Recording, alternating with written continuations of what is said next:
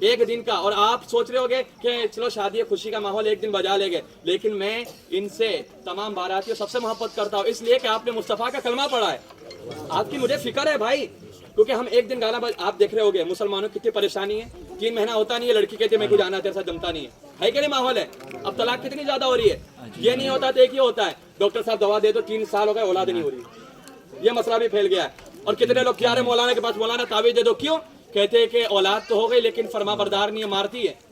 یہ وجہ کیا ہے؟ اولاد ہو رہی ہے تو نافرمان, یا تو اولاد ہو نہیں رہی ہے, یا تو بیوی ساتھ میں محبت ختم ہو جا رہی ہے, 3-4 مہینے کے بعد شادی طلاق ہو جا رہا ہے. اس کی وجہ کیا ہے؟ جو ہم ایک دن مصطفیٰ کی سنت کو ادا کرتے وقت گانا ڈی جے گانا ناچنا کودنا کرتے ہیں, اس کی نحوست کی وجہ سے شادی کے اندر جو برکتیں ہوتی ہے اسے اٹھا لیا جاتا ہے.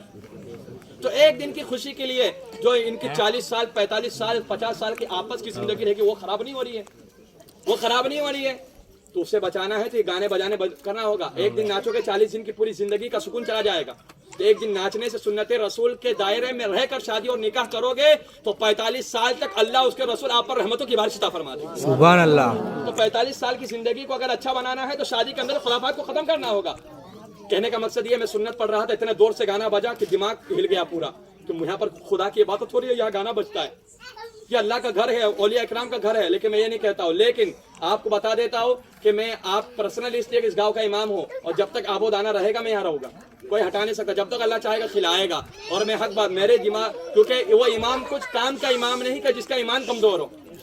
اگر کھڑے ہو کے نہیں بولتا تو میرے پیچھے لوگوں کی نمازیں نہیں ہوتی, کیونکہ یار غلط ہو رہا ہے اور امام بولا نہیں تو میرے پیچھے نماز پڑھ کے کیا فائدہ. امام بزدل ہے, بزدل کے پیچھے نماز اور اس کی ابتدا کرنا جائز نہیں, حرام ہے.